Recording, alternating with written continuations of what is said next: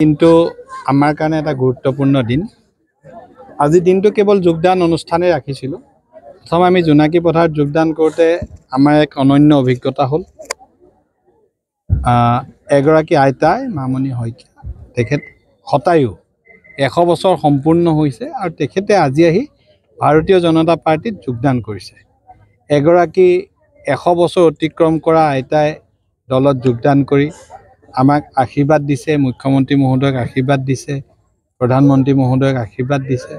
মই ভাবোঁ আজিৰ দিনটোত এইটো এটা অতি গুৰুত্বপূৰ্ণ কথা। দ্বিতীয়তে আমি 4টা কাৰ্যসূচী ৰাখিছিলোঁ। এয়া আপোনাৰ দ্বিতীয় কাৰ্যসূচী দলনি পথাৰ।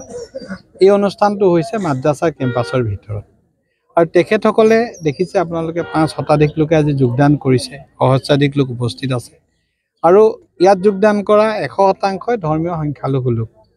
তেখেতসকলৰ যি আস্থা আৰু বিশ্বাস ভাৰতীয় জনতা পাৰ্টিৰ প্ৰতি, উন্নয়নৰ প্ৰতি, মুখ্যমন্ত্ৰীৰ প্ৰতি, মই তেখেতসকলক ধন্যবাদ জ্ঞাপন কৰিছোঁ। আৰু এই অঞ্চলটোক সাধাৰণতে কংগ্ৰেছে যি ট্ৰেডিশ্যনেল ভোট বেংক হিচাপে ব্যৱহাৰ কৰি আহিছিল আৰু অঞ্চলটোৰ উন্নয়নৰ কাৰণে তেখেতসকলে কেতিয়াও চিন্তা কৰা নাছিল। এতিয়া অঞ্চলটোৰ লগতে সমগ্ৰ সমষ্টিটোৰ উন্নয়ন আৰু বিকাশ দেখি ৰাইজ উৎসাহী হৈছে।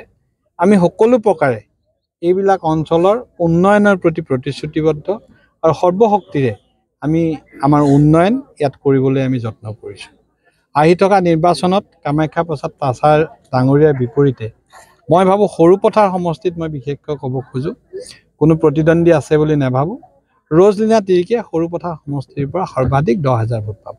ভাষণ প্ৰসংগত কামাখ্যা প্ৰসাদ তাছাৰ যিহেতু বিভিন্ন এই সমষ্টিলৈ ধৰক আপুনি আহিবলৈ মানে আপুনি তেওঁৰ হৈ যথেষ্ট প্ৰচাৰ চলাব বুলি এটা ভাষণ কামাখ্যা প্ৰসাদ তাছাৰ সৰুপথাৰ সমষ্টিলৈ খুব সঘনাই আহি থাকে। আজি কেইদিনমান আগতো উৰিয়াম ঘাট আহিছে, সৰুপথাৰ আহিছে, তেখেত আহিয়ে থাকে। এই অঞ্চলৰ ৰাইজে তেখেতক চিনি পায়। এই অঞ্চলৰ ৰাইজৰ কামাখ্যা তাছাৰ প্ৰতি মৰম আছে, কিন্তু কিছুমান ঠাই হয়তো আছে যিবিলাক ঠাইলৈ তেখেতে যোৱাৰ পৰিমাণটো কম। মই সেইকাৰণে কৈছোঁ তেখেত তালৈ অধিক সময় যাওক। ইয়াত কামাখ্যা তাছাৰ হৈ ৰাইজৰ লগত মই আছোঁ।